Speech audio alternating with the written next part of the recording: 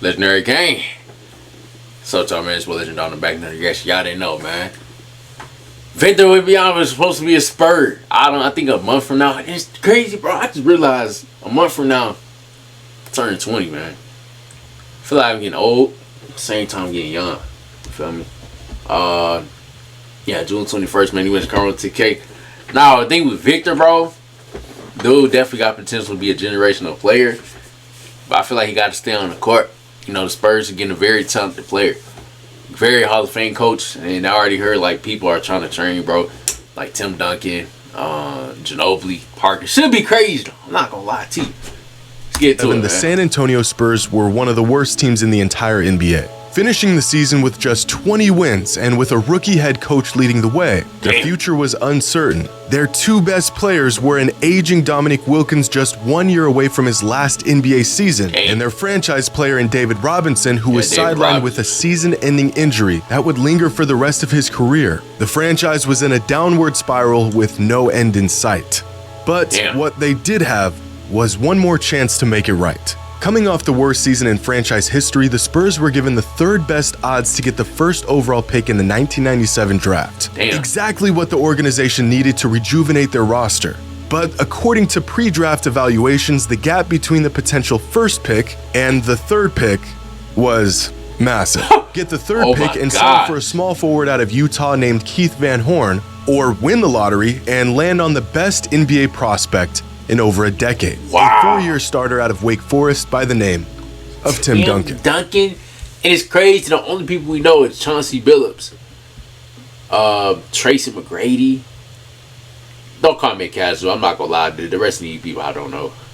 Maybe y'all do, but I don't know. The only people that brings the name is Chauncey Billups and Tracy McGrady. Man, that's crazy.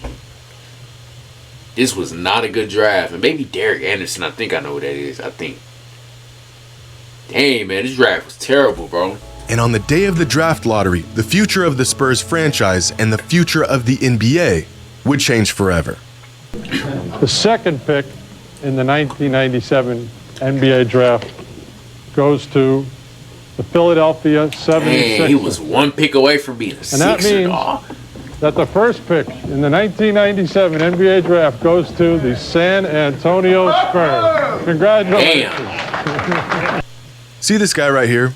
That's Spurs chairman Peter Holt. And in this moment, he was the happiest man on earth because he just won the first overall pick in the 97 NBA draft. Who he would pick was already a foregone conclusion.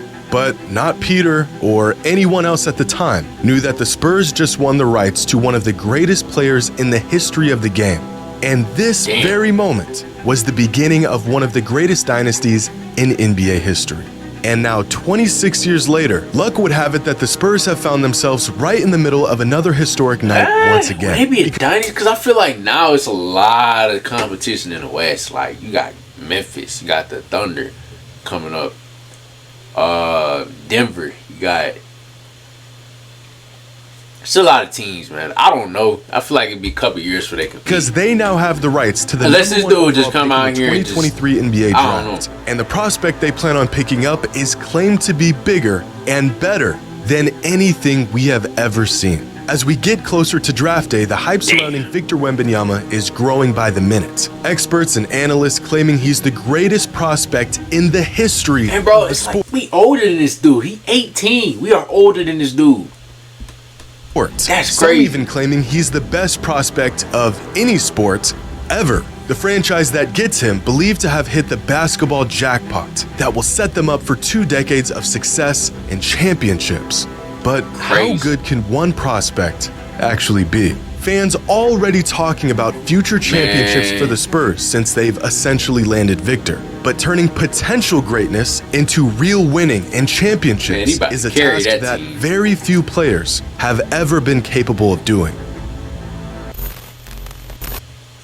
Still crazy. Today's video is sponsored. Spurs got lucky back to back with the picks. Man, let's skip the sponsor. I already know. Number 1 overall draft picks. How many do y'all think have won a Finals MVP? Maybe 4. Of course, Brian. I don't think Kyrie won one. I mean, all of these are great players, but I don't think anybody has won one, bro, other than Bron. 5. How about 1? Yeah. There has been one number 1 overall pick in the last 25 seasons who has won a Finals MVP. But Finals MVPs are about the toughest thing to win in all of Minnesota basketball. got like so 3 players in that regular mug. season MVPs? How many of the last 25 first overall picks have won at least one of those? 2. LeBron James But and Derrick Derrick Rose, man, my favorite player all the time. If he was not injured, bro, he would be winning championships right now.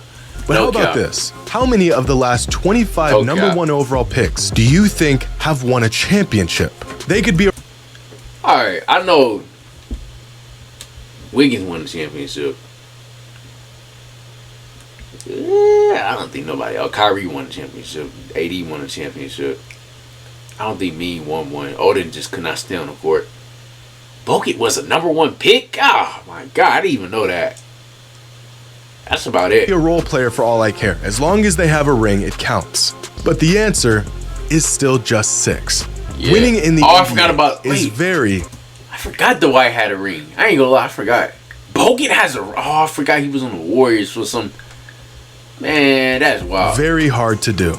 But fans and experts are already putting this burden on a kid who hasn't even been drafted yet. But we've done this before. Unrealistic hype and expectations met with inevitable disappointment. It feels like just yesterday, Zion Williamson was being regarded as the greatest basketball prospect of the decade. And yet here we are, 4 years later, and Zion has played in just 29 games over the last 2 seasons and has yet to play in a single playoff game. Great player, but as of right now, far from the franchise-altering force he was hyped up to be.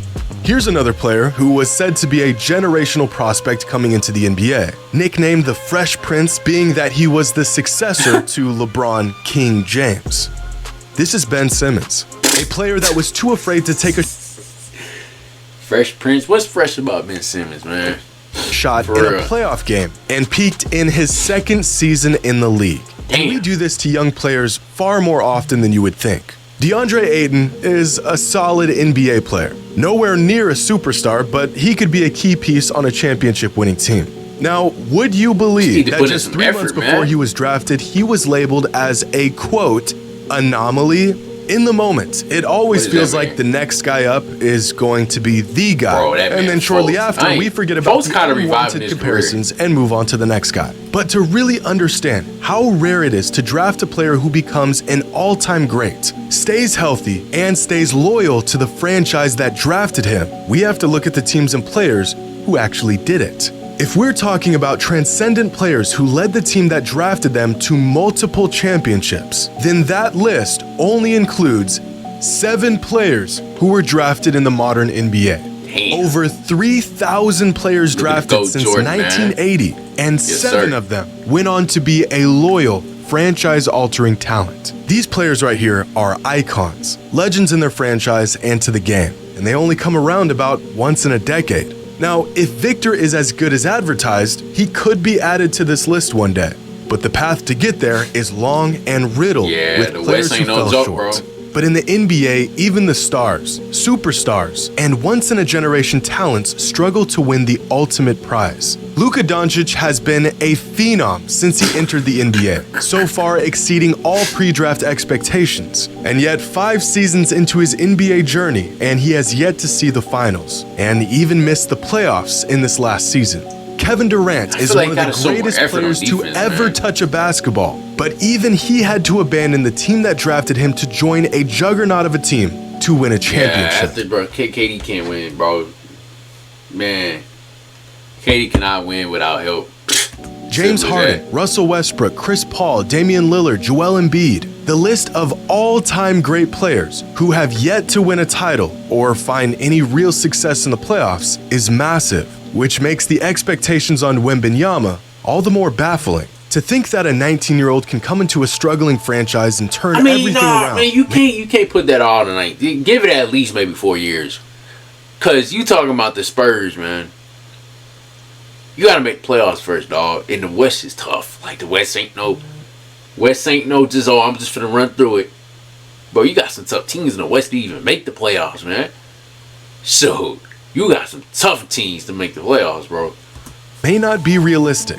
And even worse, it may not even be fair to the young man. Ironically, the best turnaround directly caused by a rookie in modern NBA history was by Tim Duncan. After the Spurs drafted Duncan, their win total jumped from 20 wins in 1997 to 56 wins in 1998. A 36-win jump in Tim's first season. Not this. Nah, maybe like 30 or maybe close to 40 for the Spurs, with the coach being a Hall of Famer in Pop, but not no 50. Bro, if the Spurs win 50 fucking games this year, come back to this video, man. I'll donate somebody $100 next year. Come back to this video. I'll donate. If the Spurs win 50 games, I'll donate somebody $100, man. With the team and a championship in his second season. This is by far the greatest leap a team has ever seen simply by adding a rookie to their roster. Larry Bird was another immediate franchise-altering player for the Celtics, but that was nearly half a century ago. LeBron couldn't do it, KD couldn't do it, Steph and Michael took years to pull it off. And yet somehow, we don't just want, but we expect this 19-year-old kid to do it. I really think some fans don't understand the pressure that they are putting on Wembanyama. He could be great, amazing, injury-free, generational, and to expect this level of excellence out of him could still be far too much. Over the past 25 seasons, the average MVP finishes the season with a win share total of 15.2. Over that same time span, the average All-Star has a win share total of 10. And among the 450 active players in any given season, the average single-season win share total across the league is just 2. Now, over the last 25 years, among number 1 overall picks in their rookie season, the average win share total is 4.2. That number jumps to 5.7 in their second season and then hits 7.9 in their third season. But by season 4, many of these once prodigies start to lose their minutes. They fall out of the rotation, they fail to adapt their game and skill sets to the NBA, and the average win share falls to 6.7. And by season 5, by the time we as fans have made a decision on these players, the average win share total falls to just 5.9, about the same as the average starter in the NBA. This is the career of an average number 1 overall pick in the NBA. We see number 1 overall players as the guys who went on to have great careers, guys like Kyrie and Anthony Davis and LeBron. But we forget that far more often, these number 1 overall picks pan out to be players like Markelle Fultz, Andrea Bargnani, and Kwame Brown. Ain't gonna be like that. I ain't gonna lie. Unless he can't stay on the court, I can't see that. But even for the groundbreaking prospects who are league-ready the day they put on an NBA jersey, the result is still rarely a championship or real hardware or impact. Over the last 25 years, the players who had the largest impact in their rookie season were Chris Paul, Ben Simmons, and Blake Griffin, followed by the 12 next best rookies of the last 25 seasons. You are looking at the greatest rookie seasons of this century, and yet only half of them were even the best player on their team by the end of their first season in the league. But I want y'all to take a guess at how many of these players even made the playoffs in their rookie season. Like 2. Got your answer? 2.